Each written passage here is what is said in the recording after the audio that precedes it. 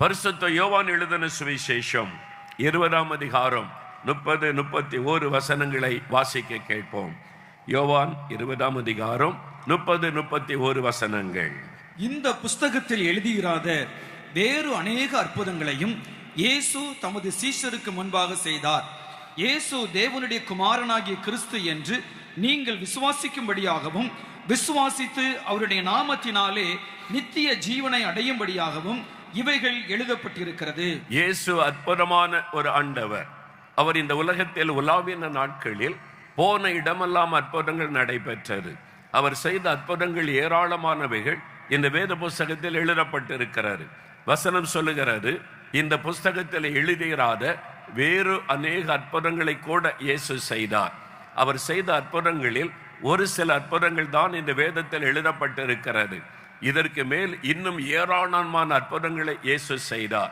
ஏனென்றால் ஒரு கிராமத்துக்குள்ளே போனால் அங்கே அற்புதம் நடைபெற்றது. ஒரு வீட்டிற்குள்ளே போனால் அந்த மக்களுக்கு அற்புதங்களை செய்தார். ஒரு கடற்கரைக்கு போனால் அங்கே வந்த மக்களுக்கு அற்புதங்களை செய்தார். ஒரு மலையில ஏறி பிரசங்கம் பண்ணினால் அங்கே வந்த மக்களுக்கு அற்புதம் செய்தார். ஒரு ஜபாலயத்துக்குள்ளே போனால் அங்கே மக்களுக்கு அற்புதம் செய்தார். தெருவில் நடந்து போகும் பொழுது ஜனங்கள் வந்தால் அங்கே அற்புதம் செய்தார். அவர் போன எல்லா இடத்திலும் அற்புதங்கள் நடைபெற்றது. அவர் செய்த அற்புதங்கள் எண்ணி முடியாதவைகள். அதில் ஒரு சில அற்புதங்கள் தான் இந்த வேதத்தில் எழுதப்பட்டிருக்கிறது. இன்னும் ஏராளமான அற்புதங்களை அவர் செய்தார் என்று வேதம் சொல்லுகிறது. குருடர்களுக்கு பார்வை அளித்தார், சப்பானிகளை நடக்க பண்ணினார், பலதரப்பட்ட நோயினால் பாதிக்கப்பட்ட மக்களுக்கு விடுதலை கொடுத்தார், பிசாசின் கட்டுகளினால் பாதிக்கப்பட்ட மக்களுக்கு விடுதலை கொடுத்து மகிழ பண்ணினார். அவர் செய்த அற்புதங்கள் ஆச்சரியமானவைகள். எதற்காக இந்த அற்புதங்கள் எழுதப்பட்டிருக்கிறது? இந்த அற்புதங்கள் எதற்காக ஆண்டவர் செய்கிறார்? அவர் ஜீவனுள்ள தேவன் என்று நாம் அவரை விசுவாசித்து நித்திய ஜீவனை பெற்றுக்கொள்வதற்காக, அழியாத ஒரு வாழ்க்கையை பெற்றுக்கொள்வதற்காக, வெறும் சரீர சுகத்தை பெற்றுக்கொள்வதற்கு அல்ல, வெறுமனே சரீரத்தில் ஒரு விடுதலை பெற்றுக்கொள்வதற்கு மாத்திரம் அல்ல, நமக்குள் ஒரு அழியாத நித்திய ஜீவனை, ஆத்ம ரட்சிப்பை பெற்று தேவ சமாதானத்தை உள்ளத்தில் பெற்றுக்கொள்ளவும், மரணத்திற்கு பிறகு பரலோக ராஜ்யத்தில் ஆண்டவரோடு மகிழ்ந்திருக்கிற அழியாத நித்திய ஜீவனை பெற்றுக்கொள்ளும்படியாகவும் இந்த அற்புதங்கள் எழுதப்பட்டிருக்கிறது என்று தேவனுடைய வார்த்தை சொல்லுகிறது. இன்றைக்கும் ஒரு அற்புதம் செய்ய போகிறார். இன்றைக்கு உங்களுக்கு அற்புதம் செய்ய போகிறார். காரணம், இயேசு இந்த இடத்தில் வந்திருக்கிறார். அவர் வாக்கு கொடுத்தபடி இந்த இடத்திலே பிரசன்னமாக இருக்கிறார். நீங்கள் என்ன தேவையோடு வந்திருந்தாலும், என்ன பிரச்சனையோடு வந்திருந்தாலும், என்ன வியாதியோடு வந்திருந்தாலும், இன்றைக்கு இயேசு உங்களுக்கு அற்புதம் செய்ய போகிறார். உங்களுடைய சரீரத்தில் நடக்கிற அற்புதத்தை விட உங்களுடைய ஆத்மாவில் ஒரு அற்புதம் நடக்க போகிறது. நித்திய ஜீவனை பெற்று பரலோக ராஜ்யத்தில் மகிழ்ந்திருக்கிற பாக்கியத்தை பெற்றுக்கொள்ளும்படி தான் அவர் அற்புதம் செய்ய இங்கே பிரசன்னமாக இருக்கிறார். அவர் செய்த அற்புதங்கள் ஏராளமானவைகள் வேதத்தில் எழுதப்பட்டிருக்கிறது. அதில் ஒரு அற்புதத்தை நாம் இன்றைக்கு தியானித்து ஜெபம் செய்ய போகிறோம். பரிசுத்த யோவான் எழுதின சுவிசேஷம் 5ஆம் அதிகாரத்தில் இயேசு செய்த ஒரு அற்புதம் எழுதப்பட்டிருக்கிறது. எருசலேமிலே பெதஸ்தா என்கிற ஒரு குளம் இருந்தது. இயேசு கிறிஸ்து அந்த இடத்தில் ஒரு மனிதனை தேடி போகிறார். அந்த குளத்தை சுற்றில் 5 மண்டபங்கள் இருந்தது. அங்கே வியாதியஸ்தர்கள் அநேகர் படுத்திருப்பார்கள். பலதரப்பட்ட வியாதி உள்ளவர்கள், கண்கள் பாதிக்கப்பட்டவர்கள், கைகள் பாதிக்கப்பட்டவர்கள், நடக்க முடியாதவர்கள், பலதரப்பட்ட நோயினால் பாதிக்கப்பட்ட மக்கள் படுத்திருப்பார்கள். எப்போதாவது ஒரு முறை திடீரென்று ஒரு தேவதூதன் இறங்கி அந்த குளத்தை கலக்குவானாம். அது கலங்கினவுடன் யார் முதலாவது அந்த குளத்துக்குள்ளே இறங்குகிறார்களோ அவர்கள் சுகமாக்கி விடுவார்கள். அதற்காக இந்த மக்கள் ஒரு அற்புதம் எனக்கு நடக்க வேண்டும், ஒரு சுகத்தை நான் பெற்றுக்கொள்ள வேண்டும் என்று ஆவலோடு காத்திருப்பார்கள். அங்கே ஏராளமான வியாதியஸ்தர் படுத்திருந்தார்கள். அந்த இடத்தில் 38 வருஷமாய் வியாதி கொண்டிருந்த ஒரு மனிதன் அங்கே படுத்த படுக்கையில் இருந்தான். 38 வருஷம் வியாதி கொண்ட மனிதன் என்று வேதம் சொல்லுகிறது. அந்த மனிதன் அங்கே படுத்திருந்தான். அவனை தேடித்தான் இயேசு போகிறார். பாதிக்கப்பட்ட அவனை தேடி அவனுக்கு உதவி செய்வதற்கும், அவனுக்கு அற்புதம் செய்து அவன் துக்கத்தை சந்தோஷமாய் மாற்றவும், 38 வருஷ அவனுடைய துக்கத்தை மாற்றி மகிழ பண்ணுவதற்கு இயேசு அவனை தேடி போகிறார். அவனோடு ஆண்டவர் பேசுகிறார். அவனுக்கு ஒரு அற்புதமான சுகத்தை கொடுத்து அவனை படுக்க விட்டு எழும்பி நடக்க செய்கிறார். பூரண விடுதலை பெற்றவனாய் 38 வருஷ வியாதி நீங்கி அற்புத சுகம் பெற்றவனாய் வீட்டிற்கு போனான் என்று எழுதப்பட்டிருக்கிறது. அதே அற்புதத்தை செய்த இயேசு கிறிஸ்து இன்றைக்கு உங்களை தேடி வந்திருக்கிறார். இந்த எல்லைக்குள்ளே உங்களை தேடி வந்திருக்கிறார். நீங்கள் எந்த மைதானத்தில், எந்த பகுதியில், எங்கே நின்று கொண்டு உட்கார்ந்து கொண்டிருந்தாலும் அவருடைய கண்கள் உங்களை நோக்கி பார்க்கிறது. உங்களை தேடித்தான் இயேசு வந்திருக்கிறார்.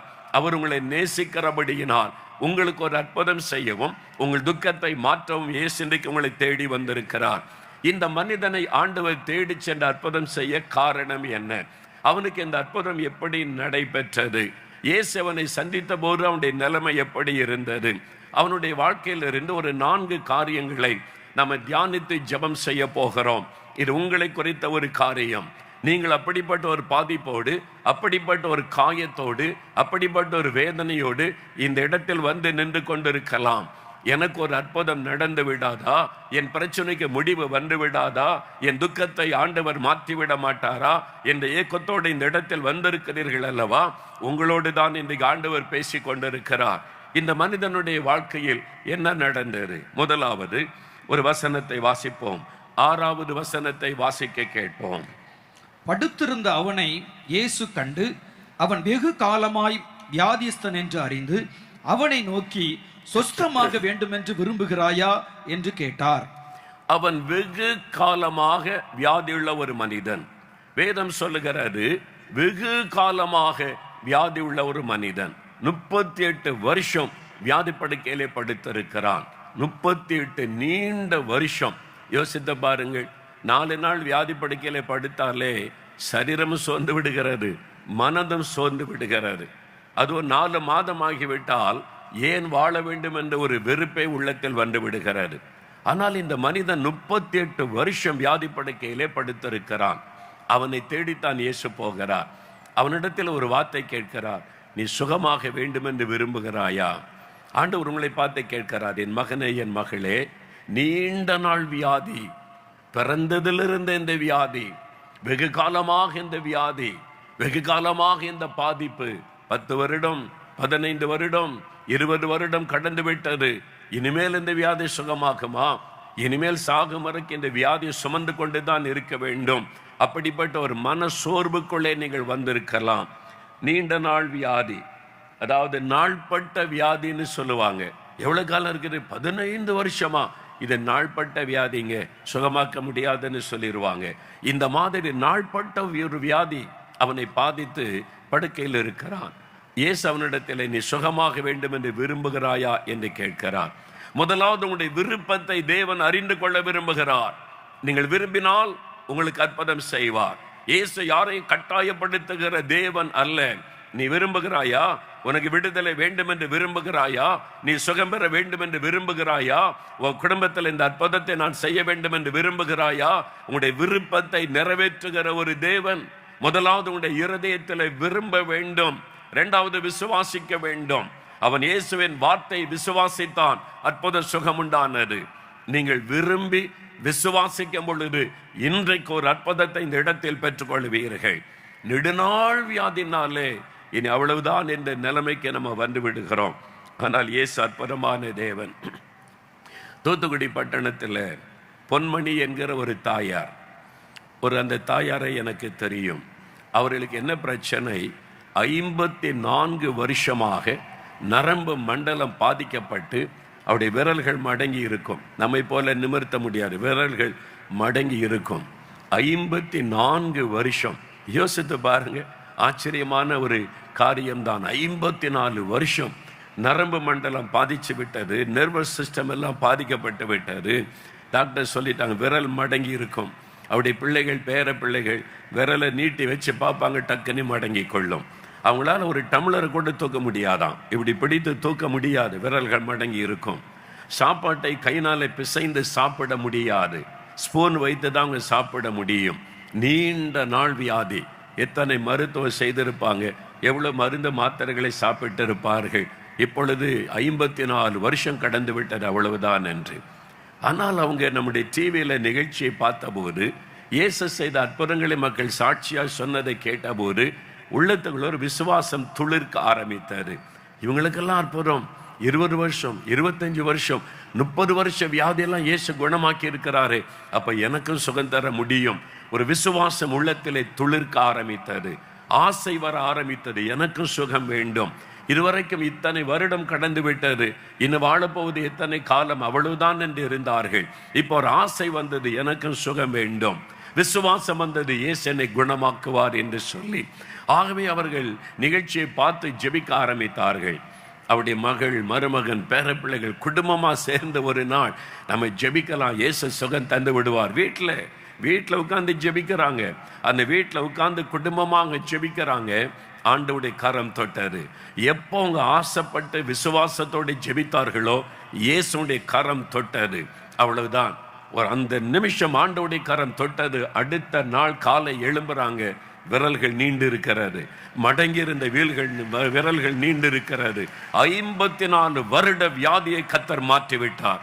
நரம்பு மண்டலத்தை தொட்டு குணமாக்கி விட்டார். பூரணமான ஒரு சுகம். எப்படி இருக்கும் பாருங்க, சந்தோஷம். 54 வருட துக்கம் சந்தோஷமாய் மாறிவிட்டது. விசுவாசித்தார்கள், சுகத்தை விரும்பினார்கள். ஆண்டவர் அற்புதம் செய்தார். நீங்கள் விரும்பணும், எனக்கு சுகம் வேண்டும், எனக்கு ஒரு அற்புதம் நடக்க வேண்டும் என்று விசுவாசிக்கணும். இயேசு எனக்கு இந்த அற்புதம் செய்வார் என்று. அப்பொழுது ஆண்டவர் அற்புதம் செய்வார். பாருங்க, இந்த மனிதனுக்கு இயேசு அற்புதம் செய்தார் இல்லை.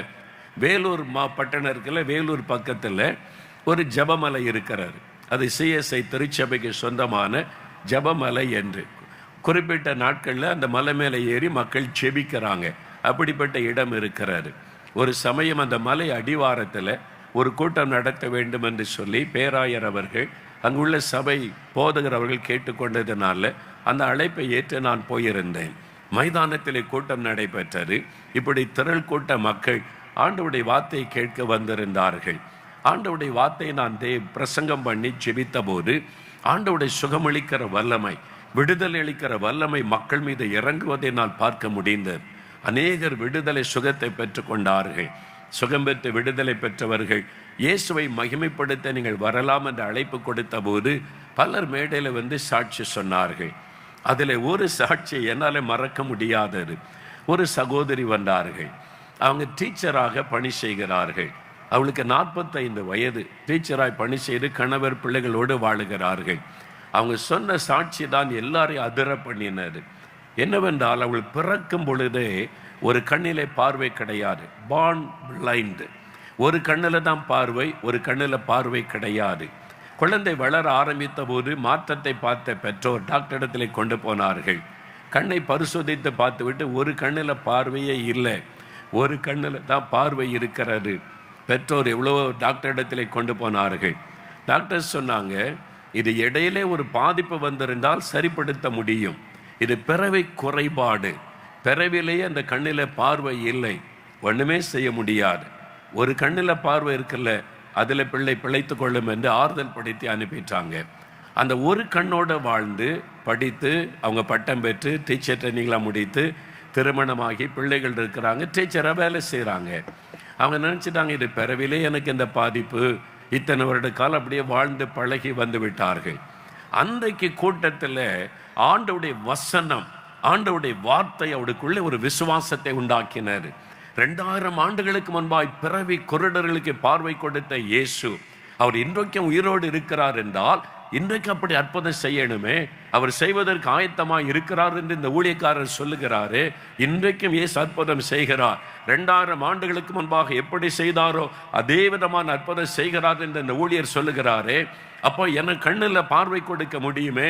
விசுவாசம் வந்தது, அவங்களுக்குள்ள ஆசை வந்தது, எனக்கு இந்த கண்ணில் பார்வை வரணும், நான் ஒரு கண்ணோடு இத்தனை வருட காலம் வாழ்ந்து விட்டேன், இந்த கண்ணில் பார்வை வரணும். விருப்பம் வந்தது, விசுவாசம் வந்தது. ஜெப நேரத்தில் வியாதி உள்ள இடத்துல கை வைத்து ஜெபிங்கள் என்று சொன்னபோது அந்த கண்ணில் கை வைத்து ஜெபித்தார்கள். இயேசுவே, 2000 ஆண்டுகளுக்கு முன்பாக அற்புதம் செய்த இயேசு, நீர் இன்றைக்கு உயிரோடு இருக்கிறீர் அப்படின்னா என் கண்ணில் என் பார்வை தர முடியும், எனக்கும் ஒரு அற்புதம் செய்யும், நான் விசுவாசிக்கிறேன். பிறவிலேயே பார்வை இல்லாமல் இருக்கலாம், பிறவி குருடர்களுக்கு பார்வை கொடுத்த இயேசு என் கண்ணில் பார்வை தர முடியும், நான் விசுவாசிக்கிறேன் என்று சொல்லி கண்ணில் கை வைத்து ஜெபித்தார்கள். 5 நிமிடம் ஜெபம் நடைபெற்றது. ஜெபம் முடிந்து அந்த கண்ணில் இந்த கையை எடுத்த பொழுது பார்வை வந்திருந்தது.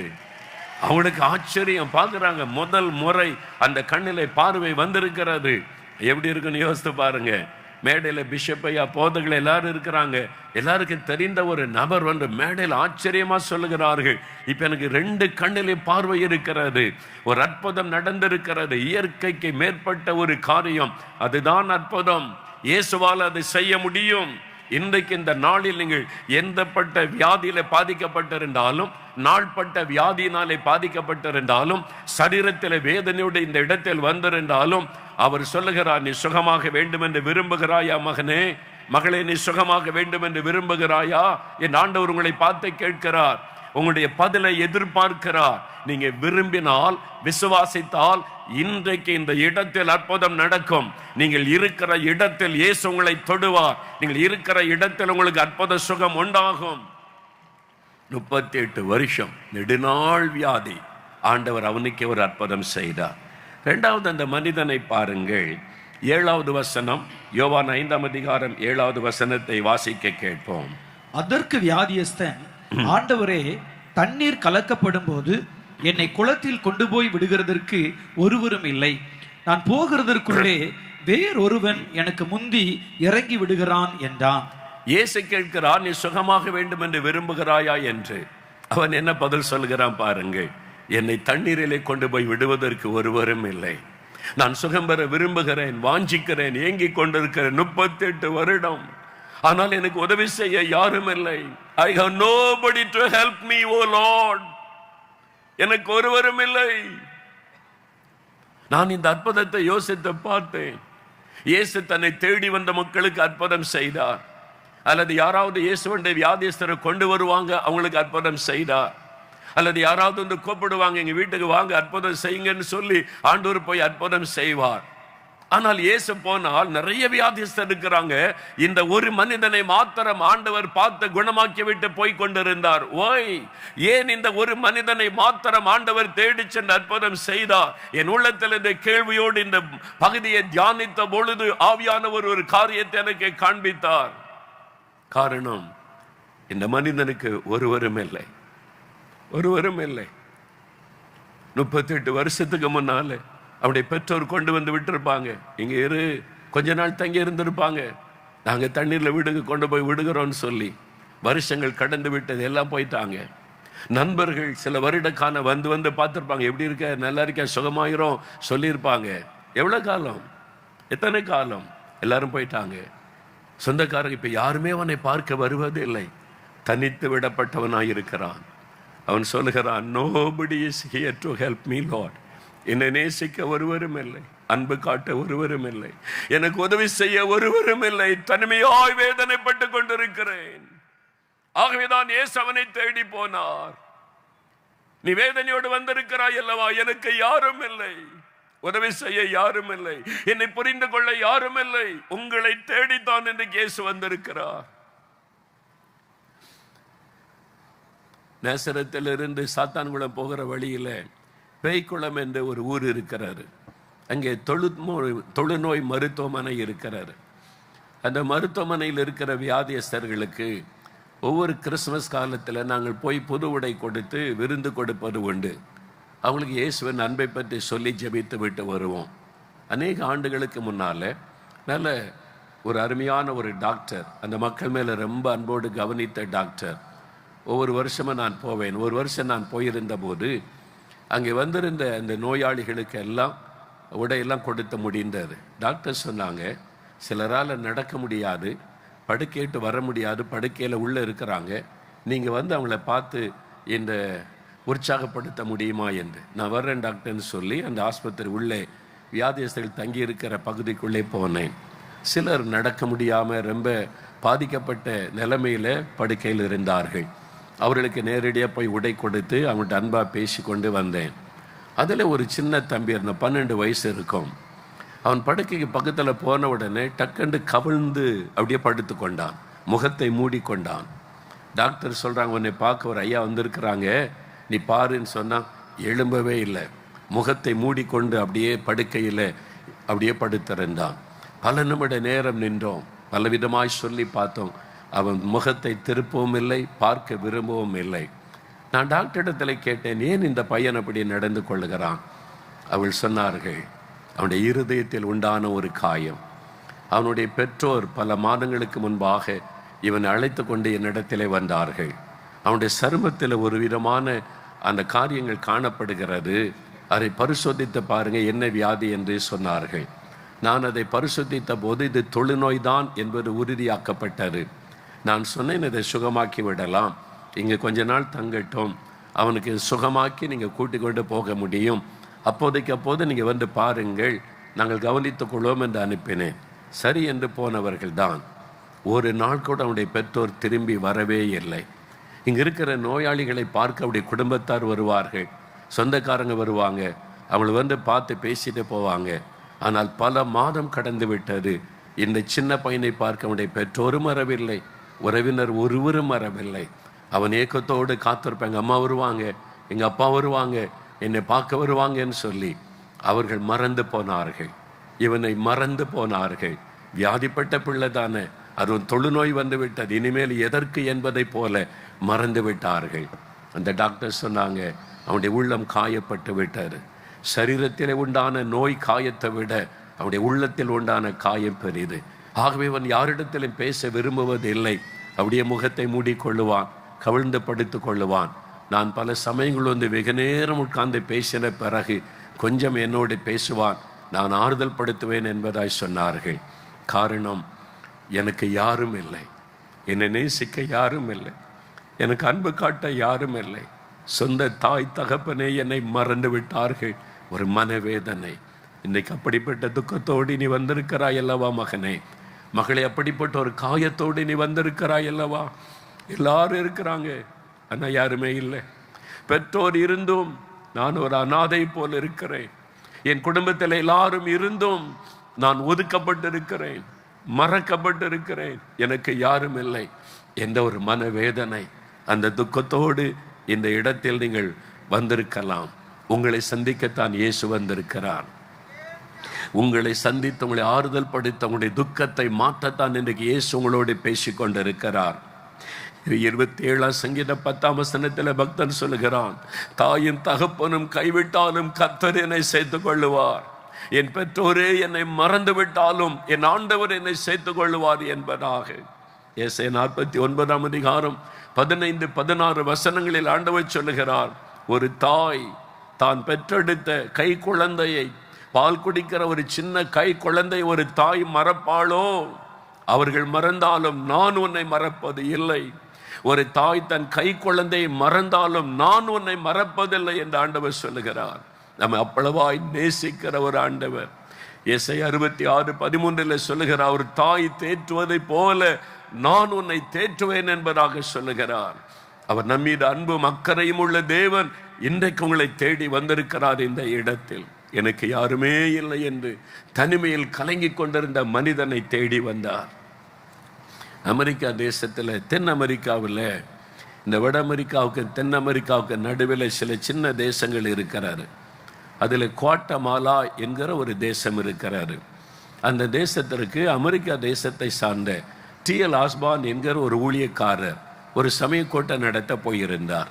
அப்படி கூட்டத்துக்கு திரள் கூட்ட மக்கள் வருவார்கள். ஆண்டவர் அவரை கொண்டு பலத்த அற்புத அடையாளங்களை செய்வார். ஆகவே ஜனங்கள் எல்லா இடத்திலிருந்தும் அவருடைய செய்தியை கேட்டு சுகம் பெற வருவார்கள். அந்த குவாட்டமாலாவில் அந்த பட்டணத்தில் கூட்டம் நடந்தது. திரள் கூட்ட மக்கள் வந்து பங்கு பெற்று ஆசீர்வதிக்கப்பட்டார்கள். அந்த பட்டணத்தில் ஒரு வாலிப மகள், அவள் விபச்சாரத்தில் வாழ்ந்து பாவ இச்சையிலே வாழ்ந்து அதில் இன்பத்தை அனுபவிக்கலாம், மனம் போல வாழலாம் என்று வாழ்ந்தவள், ஒரு கொடிய வியாதி அவளை தாக்கினார். பாவத்தினால் உண்டான வியாதி. அதனால் அவள் பாதிக்கப்பட்டு படுத்த படுக்கையில் ஆனாள். அழகை இழந்து விட்டாள், ஆரோக்கியத்தை இழந்து விட்டாள். ஒரு சின்ன குடிசையில் இப்பொழுது நடக்க முடியாதபடி படுத்த படுக்கையில் ஆனாள். அவளை தேடி இப்பொழுது யாரும் வருவதில்லை. ஒரு காலத்தில் அவளுடைய அழகு அநேகரை ஈர்த்தது, அநேகர் வந்தார்கள். வியாதிப்பட்டு படுக்கையில் ஆகிவிட்டாள். இப்பொழுது ஒருவரும் வருவதில்லை. அனாதை போல விடப்பட்டிருந்தாள். ஒரு மரணப்படுக்கை. அந்த கூட்டம் நடந்த சமயம், அந்த கூட்டத்தில் அற்புதம் நடக்கிறதை பார்த்த சில சகோதரிமார்கள், தேவனுடைய பிள்ளைகள், நம்ம ஊருக்கு வெளியில் இந்த குடிசைக்குள் ஒரு பெண் வியாதியோடு படுத்திருக்கிறாளே, நம்ம போய் அவளை அழைச்சிட்டு வந்தா இந்த கூட்டத்தில் இயேசு அவளுக்கு அற்புதம் செய்வாரே என்று ஒரு அன்பு அவருடைய உள்ளத்தை நெருக்கினார். அவங்க அவளை தேடி போனார்கள். அவளிடத்திலே போய், இந்த கூட்டத்தில் இயேசு நிறைய பேருக்கு அற்புதம் செய்கிறார், உனக்கும் சுகம் தருவார், நீ வா என்று அழைத்தார்கள். என்னால் நடக்க முடியாது, நான் படுத்த படுக்கையில் இருக்கிறேன், என் வாழ்க்கை அவ்வளவுதான், என் பாவத்திற்கேற்ற தண்டனை, இனி நான் சுகம் பெற முடியாது, அவ்வளவுதான் என்று சொன்னாள். இல்லை இல்லை, உனக்கு ஒரு வாழ்க்கை இயேசு வைத்திருக்கிறார், நாங்கள் உன்னை வண்டியில் வைத்து அழைத்து கொண்டு போகிறோம், நீ வா என்பதாக அழைத்தார்கள். அவள் மறுத்து விட்டாள். அதனால அவங்க போயிட்டாங்க. இவளுக்கு மனது கேட்கல. பாவம், ஒரு இளம்பெண் மரணப்படுக்கையில் சாக கிடக்கிறாள், யாருமே இல்லாத அனாதையாக இருக்கிறாள், விடக்கூடாது என்று அடுத்த நாள் வந்துட்டாங்க. இல்லை இல்லை, இயேசு உன்னை ரொம்ப நேசிக்கிறார், நாங்கள் உன்னை நேசிக்கிறோம், ஒருவேளை நீ ஒரு காலத்தில் பாவம் செய்து பாதிக்கப்பட்டிருந்தால் இயேசு உன்னை மன்னிப்பார், அவர் மன்னிக்கிற ஆண்டவர், சுகம் கொடுக்கிற ஆண்டவர், நாங்கள் உன்னை கொண்டு போகிறோம் என்று சொல்லி அவளை வற்புறுத்தி ஒரு வண்டியில் வைத்து, தள்ளு வண்டியில் வைத்து கொண்டு போனார்கள். அந்த பெரிய மைதானத்தின் கூட்டத்தில் ஒரு பகுதியில் பின்னாலே இந்த வண்டியை நிறுத்தினார்கள். அவள் படுத்த படுக்கையில் இருந்து கொண்டே பிரசங்கத்தை கேட்டாள், இயேசுடைய வார்த்தைகளை கேட்டாள். அவர் பாவிகளை ரட்சிக்க சிலுவையில் மரித்ததையும் இரத்தம் சிந்தினதையும் பாவத்திற்கு பரிகாரம் செய்ததையும் அவர் மன்னிக்கிற ஆண்டவர் என்பதை அறிந்தபோது அந்த படுக்கையில் இருந்து கொண்டு அழுதாள். எனக்கும் ஒரு மன்னிப்பு உண்டா, இயேசுவே என்னையும் மன்னிப்பேரா, எனக்கு சுகம் தருவீரா என்று கண்ணீர் விட்டு அழுதாள். இயேசுடைய உடைந்த உள்ளத்தையும் கண்ணீரையும் கண்டார். ஜெப நேரம் வந்தது. ஆண்டவர் பிரத்யட்சமாய் அவளை சந்தித்தார். அந்த கூட்டத்துக்கு நடுவில் எல்லாம் ஜெபித்து கொண்டு இருக்கிறாங்க. படுக்கையில் இருந்து கொண்டு அழுது கொண்டிருந்த அவள் அருகில் இயேசு வந்தார். நான் உன்னை நேசிக்கிறேன், நான் உன்னை மன்னிக்கிறேன், நான் உன்னை குணமாக்குகிறேன் என்று சொல்லி ஆண்டவர் அவளை தொட்டார். உடனே மரண கட்டு மாறினர். அந்த படுக்கை விட்டு உடனே எழுந்தாள். எழுந்து கரமுயர்த்தி தேவனை துதிக்க ஆரம்பித்தாள். அவளை கொண்டு வந்தவர்கள் பார்க்குறாங்க, படுக்கை விட்டு எழுந்து அவள் தேவனை துதிக்கிறாள். அவளுடைய உள்ளத்தில் ஒரு பெரிய மகிழ்ச்சி. அழைத்து வந்த அவர்களுக்கு பெரிய ஒரு சந்தோஷம். வரும்பொழுது வண்டியிலே மரண படுக்கையில் வந்த அவள் திரும்பி போகும்போது நடந்து மகிழ்ச்சியாய் தேவனை துதித்து கொண்டு போனாள். இயேசு வந்தது எதற்காக? இந்த மாதிரி எனக்கு யாரும் இல்லை, என் வாழ்க்கை முடிந்ததென்ற நம்பிக்கை இழந்து போன மக்களுக்கு வாழ்வு கொடுப்பதற்காக, மனிதனுடைய துக்கத்தை சந்தோஷமாய் மாற்றுவதற்காக, பாவத்தில் அழிந்து கொண்டிருக்கிற மனிதனுக்கு புது வாழ்க்கை கொடுப்பதற்காக. அதுக்கு தான் இயேசு வந்தார். எனக்கு யாரும் இல்லை என்று அவன் சொன்னான். இயேசு சொன்னார், நான் இருக்கிறவனுக்கு, நான் இருக்கிறேன் உனக்கு. என் ஆண்டவர் தன்னுடைய அன்பை வெளிப்படுத்தி அவனுக்கு அற்புதமான சுகத்தை கொடுத்தார். இன்றைக்கு நீ கலங்கி கொண்டிருக்கலாம் மகனே, எனக்கு யார் இருக்கிறார்கள் உதவி செய்வதற்கு?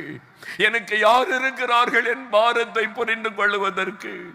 நான் ஒரு பாவி என்று எல்லாரும் புறம்பே தள்ளுகிறார்கள், எனக்கு அன்பு காட்ட யார் இருக்கிறார்கள் என்று இயேசு சொல்லுகிறார், நான் இருக்கிறேன் உனக்கு.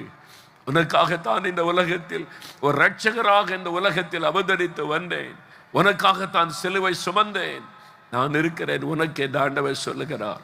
அந்த இயேசு இன்றைக்கு உங்களுடைய வாழ்க்கையில் ஒரு அற்புதம் செய்வார்.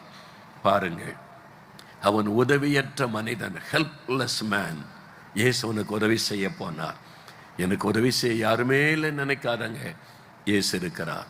எனக்கு உதவி செய்ய யாரும் இல்லை என்று தவறான முடிவு எடுக்கிறார்கள். நேற்றைக்கு பிரயாணப்பட்டு ஈரோட்டை நோக்கி நாங்கள் வந்து கொண்டிருந்த போது நியூஸ் பேப்பர் வாசித்து கொண்டு வந்தேன். அதில் ஒரு செய்தி என் இருதயத்தை உடைத்து விட்டார். ஈரோடு மாவட்டத்தில் ஒரு ஊரை சார்ந்த ஒரு கணவன் மனைவி 2 சின்ன பிள்ளைகளுக்கு விஷம் கொடுத்து குழந்தைகளை கொன்று தாங்களும் விஷம் அறிந்து மறித்து விட்டார்கள். படத்தோடு அந்த செய்தி போடப்பட்டிருந்தது.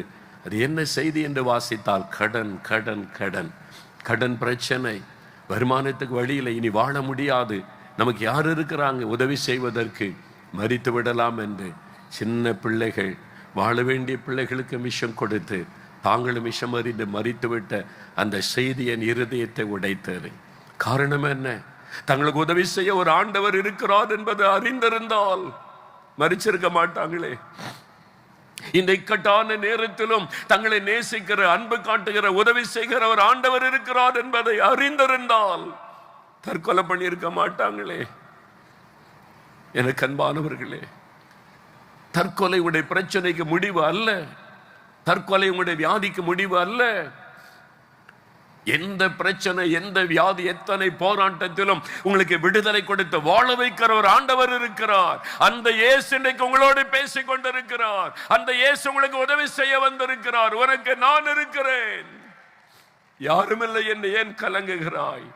அவங்க சாட்சி சொல்லும் போது சொன்னாங்க பாருங்க, அந்த அம்மா கிறிஸ்தவர் அல்லாதவர்கள் எனக்கு என்ன வேணும்னாலும் அவர்கிட்ட அப்பா நீ நான் பேசுவேன், ஏசப்பா நீ பேசுவேன், எனக்கு எல்லாம் செய்கிறார் என்று சாட்சி சொன்னார்களே. உங்களுக்கு ஒரு தகப்பன் இருக்கிறார், வானத்தை பூமியை உண்டாக்கின தேவன்.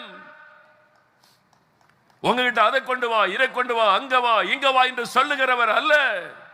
நீங்க இருக்கிற இடத்துல, உங்க வீட்டில் நீங்க இருக்கிற இடத்துல அவரை தேடினாலே போதும், அங்கு வந்து அவர் ஆசீர்வதிப்பார். 4 மாடிக்கு வர வேண்டிய அவசியம் இல்லை. 4 மாடி புண்ணிய ஸ்தலம் கிடையாது. இயேசுவுக்கு புண்ணிய ஸ்தலமே கிடையாது. அவர் எங்கு வியாபித்திருக்கிற ஆண்டவர். உங்க வீட்டுக்குள்ள வந்து உங்களுக்கு அற்புதம் செய்வார். இருக்கிற இடத்துல கூப்பிடுங்க, வாங்க ஆண்டவரே எங்க வீட்டுக்குள்ள வாங்க. அது குடிசை வீடா இருந்தாலும் இயேசு அங்கே வருவார். நீங்க இருக்கிற இடத்துல வருவார். அதுதான் இயேசு. இந்த ஆண்டவரை நீங்க சொந்தமாக்கி கொண்டால் அவர் உங்கள்கிட்ட பேசிக்கிட்டே இருப்பார். தப்பான முடிவு எடுக்காத மகளே, மகனே, நான் இருக்கிறேன், பயப்படாத, உங்களை தைரியப்படுத்தி நடத்துகிற ஆண்டவர். 3வது, இந்த மனிதன் எப்படிப்பட்ட நிலைமையில் இருந்தான்? மறுபடியும் இந்த 6-7 வசனங்களை வாசிக்க கேட்போம். படுத்திருந்த அவனை இயேசு கண்டு அவன் வெகு காலமாய் வியாதியஸ்தன் என்று அறிந்து அவனை நோக்கி சுஸ்தமாக வேண்டும் என்று விரும்புகிறாயா என்று கேட்டார். அதற்கு வியாதியஸ்தன், ஆண்டவரே, தண்ணீர் கலக்கப்படும் போது என்னை குளத்தில் கொண்டு போய் விடுகிறதற்கு ஒருவரும் இல்லை, நான் போகிறதற்குள்ளே வேறொருவன் எனக்கு முந்தி இறங்கி விடுகிறான் என்றான். ஆண்டவர் அவனிடத்தில் என்ன பேசுகிறார், அவன் என்ன பதில் சொல்லுகிறான் பாருங்கள். நீ சுகமாக வேணும், நீ விரும்புகிறாயான்னு கேட்கிறார். ஆமா, எனக்கு சுகம் வேணும், எனக்கு ஒரு அப்படி சொல்லி இருக்கலாம். தன்னுடைய பரிதாபமான நிலைமை சொல்லுகிறான். 38 வருஷம் வெகு காலமாகிவிட்டது, உதவி செய்ய யாருமே இல்லை, அவ்வளவுதான். நம்பிக்கையற்ற ஒரு மனிதன். He was a hopeless man. நம்பிக்கை இழந்து விட்டான். இனி அவ்வளவுதான், இனி எனக்கு சுகம் கிடைக்க போறதும் இல்லை, நான் வீட்டுக்கு போக போறதில்லை, சாகும் வரைக்கும் இந்த படுக்கை தான். நம்பிக்கை இழந்து போன ஒரு மனிதன். என்ன 38 வருஷம் கடந்து விட்டது. குடும்பத்தார் பார்க்கல, யாருமே வரவில்லை, யாரும் இருக்கிறாங்களா இல்லையா, அவங்க வீட்டில் இருக்கிறாங்களா, எங்கேயாவது போயிட்டாங்களா, ஒண்ணுமே அவனுக்கு தெரியாது. அந்த படுக்கை தான், அந்த மண்டபத்தில் படுத்து கிடக்கிறான், அவ்வளவுதான். நம்பிக்கை இழந்து போன ஒரு மனிதன். நீ வாழ்க்கையில் நம்பிக்கை இழந்துட்டீங்களா? இனிமேல் வாழ்வது கஷ்டம். இனிமேல் இந்த வியாதி குணமாக்க முடியாது, இனிமேல் இந்த பிரச்சனை தீராது, இனிமேல் என் கடன் பிரச்சனையில் வெளியே வர முடியாது, இனிமேல் இந்த போராட்டம் என் குடும்பத்தை விட்டு விலகாது, நம்பிக்கை இழந்த நிலைமைக்கு வந்திருக்கிறீங்களா? இயேசு சொல்லுகிறார், நானே உன் நம்பிக்கை, நான் இருக்கிறேன், என்னால செய்யக்கூடாத அதிசயமான காரியம் ஒன்று உண்டோ? 38 வருஷ வியாதியான நொடி பொழுதிலே குணமாக்க முடியும், காரியங்களை தலைகளாய் மாற்ற முடியும். அவர்தான் இயேசு. எத்தனை கோடி கடன் பிரச்சனை இருந்தால் என்ன, அவரை விசுவாசித்து அவருடைய வார்த்தையின்படி நடக்கவங்களை ஒப்பு கொடுத்தால் நொடி பொழுதிலே ஒரு நாளுக்குள்ளே காரியத்தை தலைகளாக மாற்ற அவராலே முடியும். அவர் அற்புதங்களின் தேவன். இலங்கை தேசத்தில் வவுனியான்னு ஒரு இடம் இருக்கிறார். ஸ்ரீலங்கா தேசத்தில் வவுனியான்னு ஒரு இடம். அங்கே ஒரு 3 நாள் இதே மாதிரி கூட்டம் நடைபெற்றது. அந்த கூட்டத்திற்கு போயிருந்த போது ஒரு நாள் தேவனுடைய வார்த்தை பிரசங்கித்து கொண்டிருந்த நேரம் மழை பெய்ய ஆரம்பித்து விட்டது. பாதியில் மக்கள் எங்கெங்கிருந்தோ வந்திருக்கிறாங்க. ஆண்டவர் உடனே சொன்னார், டக்குன்னு நிறுத்தாத, மக்களுக்காக ஜெபம் பண்ணி அனுப்பு. தாகத்தோடு வந்திருக்கிறாங்க. சரி ஆண்டவரே, நீ எழுந்துருங்க, ஜெபிக்கலான்னு சொன்னேன். மழையில் நனைந்து கொண்டே மக்கள் நின்றார்கள். வெறும் தூரல் அல்ல, அப்படியே மழை கொட்டுகிறது. அதில் நின்றார்கள். வேக வேகமாக ஜெபிக்க ஆரம்பித்தேன். அப்போ ஒரு அற்புதம் நடைபெற்றது. ரொம்ப ஆச்சரியமான ஒரு காரியம். கொழும்பு பட்டணத்தில் சார்ந்த ஒரு சகோதரர், அவர் கிறிஸ்தவர் அல்ல, அவர் ரொம்ப பக்தி உள்ளவர், கிறிஸ்தவர் அல்லாதவர். அவருடைய லங்ஸில் ஒரு கட்டி வந்திருந்தார், லங்ஸில். அதனால டாக்டர்கிட்ட பரிசோதித்து பார்த்தபோது கேன்சர் என்று உறுதிப்படுத்தப்பட்டு விட்டார். ஸ்ரீலங்காவில் கொழும்பில் பெரிய ஆஸ்பத்திரியில் பல மருத்துவம் செய்து பார்த்து சுகம் இல்லை. இந்தியாவுக்கு போனால் நிறைய மருத்துவ வசதி இருக்குன்னு சொல்லி இந்தியாவுக்கு வந்தார். இங்கும் பல இடத்துல வைத்தியம் செய்தும் அந்த கட்டி லங்ஸ் முழுவதும் பரவி விட்டது. முடியாத என்ற சூழ்நிலை. உடனே நாட்டு வைத்தியம், பல வைத்தியம் இருக்குது, யார் யாரோ சொன்னதெல்லாம் இந்தியாவில் பார்த்துட்டு சில மாதங்கள் கழித்து ஏமாற்றம் அடைந்து இனி ஒன்றும் பண்ண முடியாது என்ற நிலைமையில் நம்பிக்கை இழந்து கொழும்புக்கே வந்துட்டார். அவருக்குள்ள என்ன வேதனை, அவருடைய தகப்பனாருக்கு இதே மாதிரி லங்ஸில் கட்டி வந்தது, கேன்சர், மரித்து விட்டார். அவருடைய மூத்த சகோதரனுக்கு இதே மாதிரி லங்ஸில் கேன்சர், மரித்து விட்டார். அவர் சொன்னார், சாபம் எங்கள் அப்பாவுக்கு வந்தது, என் அண்ணனுக்கு வந்தது, அதே மாதிரி நான் தாக்கப்பட்டிருக்கிறேன், சாபம் என் குடும்பத்தை தொடர்கிறது. என் அவ்வளவுதான், நம்பிக்கை இழந்து விட்டார். அப்போ யாரோ சொல்லியிருக்கிறாங்க, வவுனியாவில் ஒரு கூட்டம் நடக்குது, இயேசு கிறிஸ்து அற்புதம் செய்கிறார்னு சொல்கிறாங்க, பிரார்த்தனை பண்ணால் நிறைய பேருக்கு சுகம் கிடைக்குது, நீங்கள் வேணா போய் பாருங்கன்னு சொல்லி அவர் கார் எடுத்துக்கொண்டு குடும்பத்தாரோடு வவுனியாவுக்கு வந்து சேர்ந்தார். அந்த கூட்டத்தில் பின்னால் சேரில் உட்கார்ந்துருந்தார். எனக்கு அதெல்லாம் தெரியாது. அந்த ஜெப நேரத்தில் மழை பெய்து கொண்டு இருக்கிறது. அந்த மழையில் நனைந்து கொண்டே அவர் ஜெபித்திருக்கிறார். வியாதி உள்ள இடத்துல கை வைத்து ஜெபிங்கன்னு சொன்ன போது அவரும் நெஞ்சில் பகுதியில் கை வைத்து இயேசுவை விசுவாசித்து கூப்பிட்டு இருக்கிறார். அவர் ஜெபித்து கொண்டிருக்கிற நேரம் ஆண்டவர் பாருங்க, அவருடைய பெயரை சொல்லுகிறார். அவருடைய கட்டி, அவருடைய லங்ஸில் இருக்கிற கட்டியை சொல்லுகிறார். இந்த மாதிரி ஒரு கட்டி உங்களுக்கு லங்ஸில் வந்திருக்கிறது, உங்களுடைய ஜெபம் கேட்கப்பட்டது, இயேசு குணமாக்குகிறார். அவர் ஜெபித்தார், ஆண்டவர் பதில் கொடுத்தார். அதை சொல்ல சொன்னார், அவ்வளோதான் என்னுடைய வேலை. பாருங்க, ஆண்டவர் உடனே தொட்டு கட்டியை மறைய பண்ணிவிட்டார். அற்புதம். அந்த சாப கட்டு அறுக்கப்பட்டது. பரம்பரையாய் தொடர்ந்து வந்த சாப வியாதி அவரை விட்டு விலகினது. அற்புதமான ஒரு சுகம் அவருக்கு. எப்படி இருக்கு நீ கற்பனை பண்ணி பாருங்க. அவ்வளோ பெரிய சந்தோஷம். அதன் பிறகு வந்து சந்தித்து சொன்னார், இதுதான் என் வாழ்க்கையில் நடந்தது என்பதாக. இயேசு நேற்றும் இன்றும் என்றும் மாறாதவர். நம்பிக்கை இழந்துட்டீங்களா? முன்னோருடைய பாவம் சாபமாய் தொடருகிறது. இந்த சாபமாக வியாதி வந்து கொண்டிருக்கிறது, சாபமாய் வறுமை வந்து கொண்டிருக்கிறது. இனிமேல் அவ்வளவுதான் என்ற நிலைமைக்கு வந்துட்டீங்களா? நம்பிக்கை இழந்து போன நிலைமையிலிருந்து அந்த மனிதனை தேடி சென்று அற்புதம் செய்த அதே இயேசு இன்னைக்கு உங்களை தேடி வந்திருக்கிறார். இனி நம்பிக்கை இழந்துட்டியா மகனே, மகளே? நம்பிக்கையெல்லாம் இழந்துட்டியா? உனக்கு ஒரு வாழ்க்கையை நான் வைத்திருக்கிறேன், ஒரு புதிய ஆரம்பத்தை நான் உனக்கு வைத்திருக்கிறேன் என்று இயேசு உங்களுக்கு சொல்லுகிறார். உங்களுக்கு ஒரு புதிய ஆரம்பத்தை அவர் கொடுக்க முடியும். சூழ்நிலை அவரால் மாற்ற முடியும். முடியாதவர்களை முடிய செய்கிற தேவன் அவர்தான் இன்றைக்கு உங்களை சந்தித்து பேசிக் கொண்டிருக்கிறார். அவரை நோக்கி நாம் ஜெபிக்க போகிறோம். வெகு காலமாய் வியாதியிலே பாதிக்கப்பட்ட மனிதன், அவன் காயப்பட்டு இருதயத்தோடு இருந்த ஒரு மனிதன், யாருமே எனக்கு உதவி செய்ய இல்லை, நேசிக்க இல்லை என்று பாதிக்கப்பட்ட உள்ளத்தோடு இருந்த மனிதன், நம்பிக்கையை இழந்து போன ஒரு மனிதன், அவனுக்கே அற்புதம் செய்தார். இன்னைக்கு உங்களுக்கு செய்ய போகிறார். நாம் ஜெபிக்கும்படி யாவரும் எழுந்து நிற்போம். யாவரும் ஜெபிக்கும்படி எழுந்து நிற்போம். தேவ சமூகத்தில் இன்றைக்கு அற்புதத்திற்காய் ஜெபிக்க போகிறோம். யாவரும் எழுந்து நிற்போம். நீங்கள் எங்கிருந்தாலும் அடுத்த மைதானத்திலே அங்குள்ள ஸ்கிரீனுக்கு முன்னால் இருந்தாலும் எழுந்து நின்று கொள்ளுங்கள்.